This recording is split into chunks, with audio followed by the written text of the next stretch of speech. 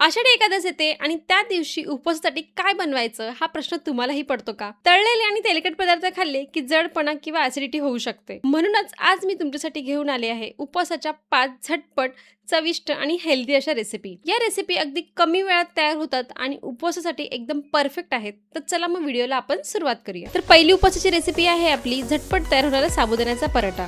तर सगळ्यात आधी आपल्याला कढई घ्यायची आहे, त्याच्यामध्ये 1 कप साबुदाणा घालून घ्यायचा. हा साबुदाणा आपल्याला मंद आचेवरती चांगला भाजून घ्यायचा आहे. आता गॅस बंद करायचा आहे. साबुदाणा थोडासा थंड होऊन द्यायचा.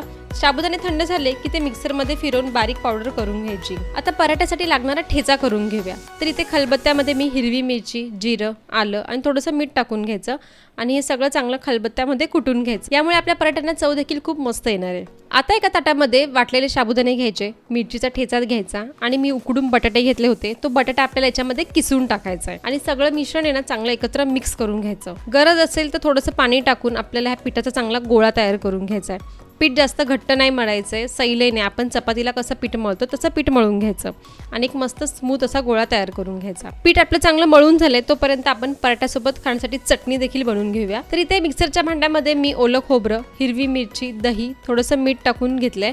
आता ही चटणी आपल्याला वाटून घ्यायची. चटणी वाटून झाली की त्याच्यावरती मस्त फोडणी देखील देऊन घ्यायची. तर आता आपण पराठा लाटून घेऊया. तर इथे मी एक पिठाचा गोळा घेते.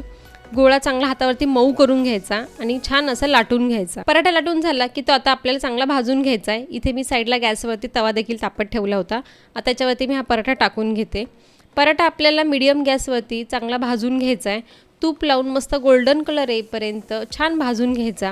तर तयार आहे इथे आपले साबुदाण्याचे पराठे. अगदी झटपट होतात, तुम्ही देखील एकदा नक्की ट्राय करा. पराठे ते बनवून झाले तर दुसरी आपण काहीतरी गोड रेसिपी बघूया. ती गोड रेसिपी आहे आपली साबुदाण्याची खीर. तर सगळ्यात अगोदर एका कढईमध्ये मी ते 2 चमचे तूप टाकून घेतले. तुपामध्ये अगोदर आपल्याला ड्रायफ्रूट चांगले भाजून घ्यायचे.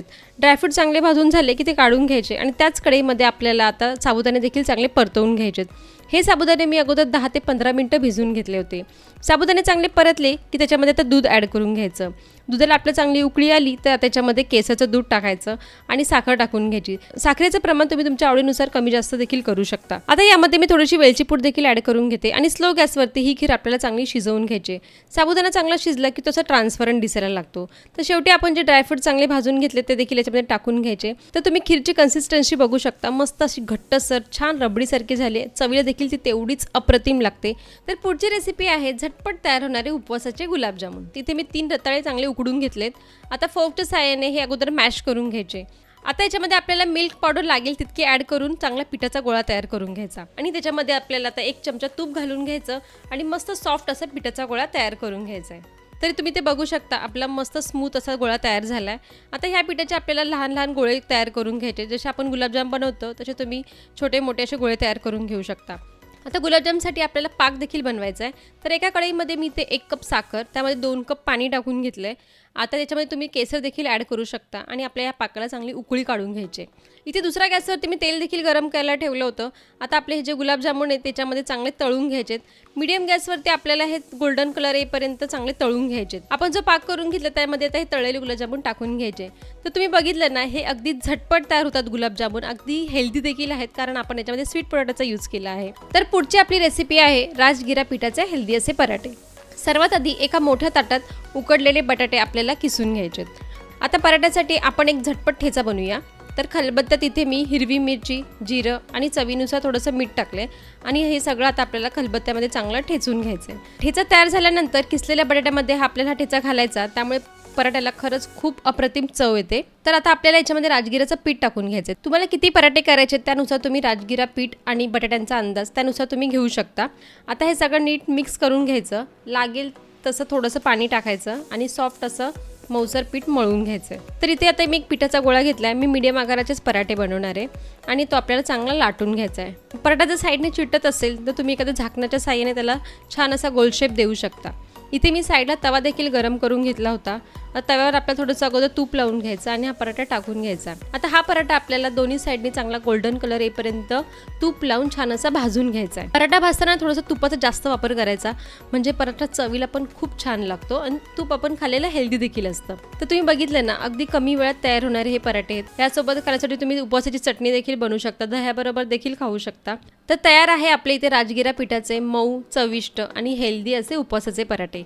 तर पुढची आपली रेसिपी आहे पारंपरिक चविष्ट अशी रबडीसारखी नारळाची खीर. तर नारळाची खीर करण्यासाठी सगळ्यात अगोदर आपल्याला एक नारळ फोडून घ्यायचा आहे. तर इथे मी एक नारळ फोडून घेतलाय. आता त्याच्यातलं आपल्याला सगळं खोबरं काढून घ्यायचं आहे. खोबरं काढून झालं की नारळाचा जो मागचा कडक भाग असतो तो आपल्याला इथे सगळं काढून घ्यायचा आहे. तर इथे मी सुरीच्या साह्याने हा सगळा कडक भाग काढून घेते. त्यानंतर हे खोबरं आपल्याला स्वच्छ असं पाण्याने धुवून घ्यायचं. खोबरं धुवून झालं की तुम्हाला ती व्हिडिओमध्ये दिसत असेल ही छोटी किसणी आपल्या सगळ्यांच्याच घरी अवेलेबल असते. या किसणीवरती हे सगळं खोबरं आपल्याला चांगलं बारीक किसून घ्यायचं आहे. खोबरं इथे माझं सगळं किसून झालंय. इथे गॅसवरती आता मी एक कढई ठेवली आहे. त्यामध्ये सगळ्यात अगोदर दूध टाकून घ्यायचंय. खीर तुम्हाला किती करायची त्यानुसार तुम्ही दूध कमी जास्त करू शकता. दुधाला उकळी आल्यानंतर त्याच्यामध्ये आता किसलेलं खोबरं, साखर आणि वेलची पूड हे सगळं सोबत टाकलं तरी काही हरकत नाहीये. हे सगळं साहित्य ॲड केल्यानंतर सगळं मिक्स करून घ्यायचं आणि खीर आपली चांगली उकळून घ्यायची आपल्याला. तर बारीक गॅसवरती तुम्ही सतत मध्ये मध्ये असं चेक करत राहायचं कारण खाली लागायला नको. तर तुम्ही ते बघू शकता आपली खीरीची कन्सिस्टन्सी एकदम अशी रबडीसारखी मस्त घट्टसर झाली आहे. की दिसायलाच एवढी ही खीर भारी दिसते तेवढी चवीला तर खूप अप्रतिम लागते. तर कशी वाटली माझी ही रेसिपी हे मला कमेंट करून नक्की सांगा. तर सगळ्या अशा झटपट तयार होणाऱ्या उपवासाच्या रेसिपी तुम्हाला नक्की कशा वाटल्या हे मला कमेंट करून सांगा. आणि नेक्स्ट व्हिडिओ तुम्हाला कोणता बघायला आवडेल ते देखील मला कमेंट करून सांगा. आणि माय लेकी किचनला सबस्क्राईब करायला विसरू नका.